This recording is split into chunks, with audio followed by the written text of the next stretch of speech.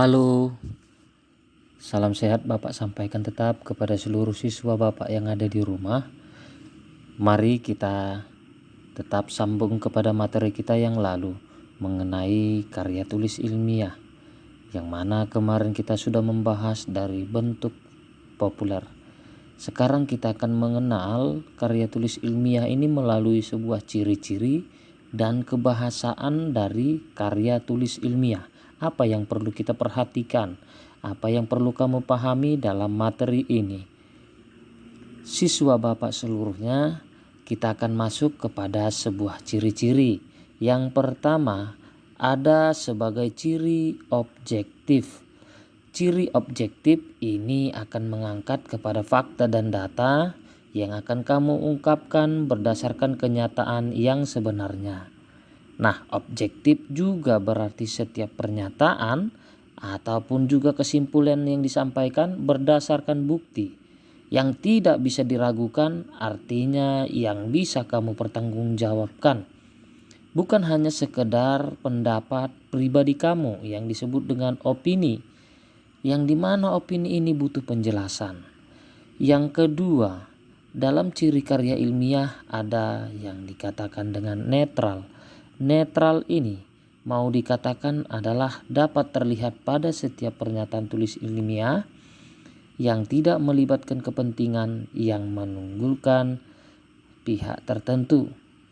Oleh karena itu, karya ilmiah biasanya tidak banyak menggunakan bahasa persuasif seperti pada yang ada di artikel populer. Selanjutnya, mari lihat untuk ciri yang ketiga, sistematis. Uraian yang dihadirkan dalam karya ilmiah dapat dikatakan sistematis jika mengikuti pola pengembangan tertentu yang dirancang khusus agar efektif untuk kebutuhan tertentu pula. Yang keempat, logis. Dalam karya tulis ilmiah, kamu harus menuliskan dalam tulisan tersebut masuk ke dalam pola pikir yang membaca atau bisa ditafsirkan dengan pola nalar mereka. Misalnya pola nalar induktif, khusus ke umum, digunakan untuk menyimpulkan suatu fakta atau data.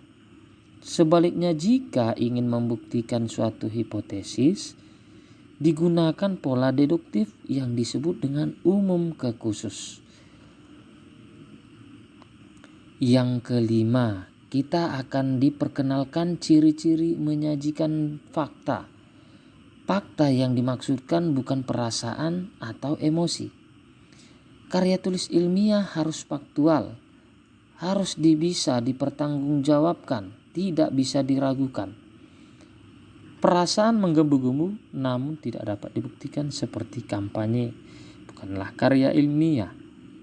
Menyukai sesuatu lalu mengeluh-elukannya tanpa alasan jelas dan nyata tidaklah ilmiah.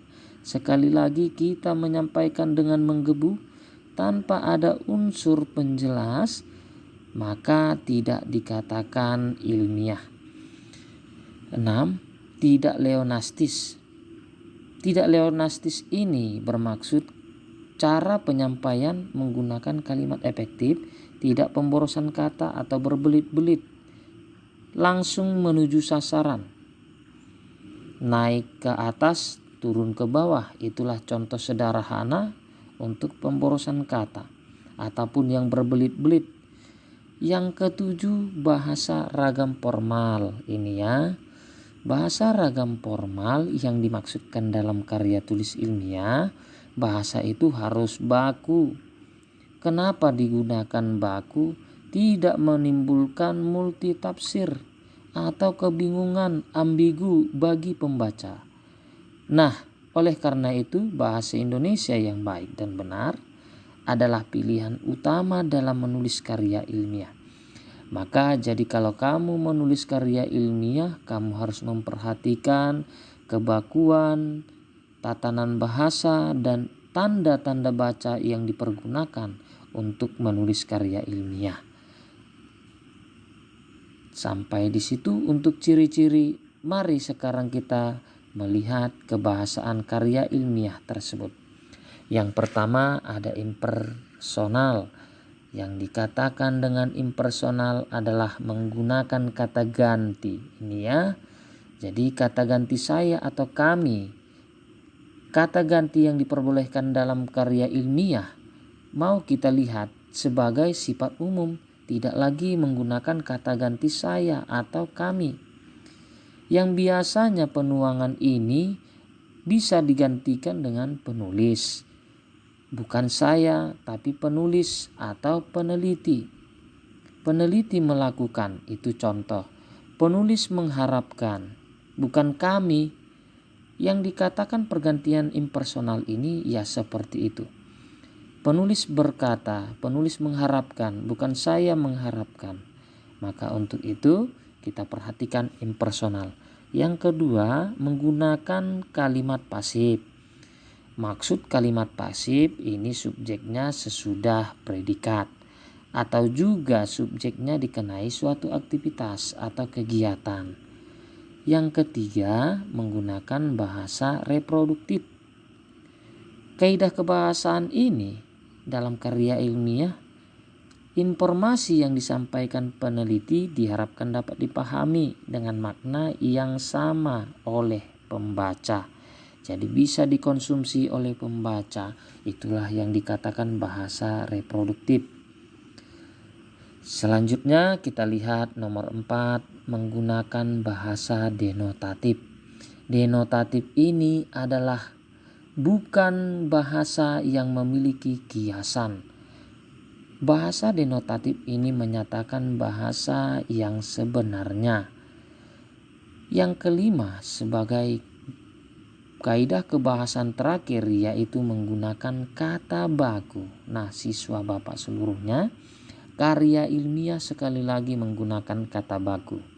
Kenapa? Karena karya ilmiah tidak boleh sembarangan ditulis.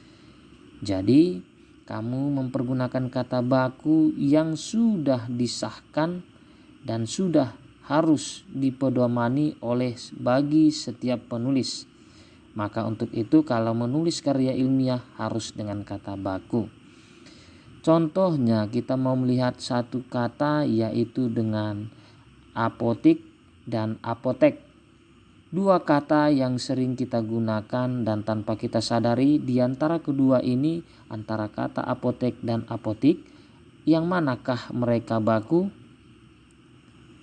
Yang baku adalah apotek.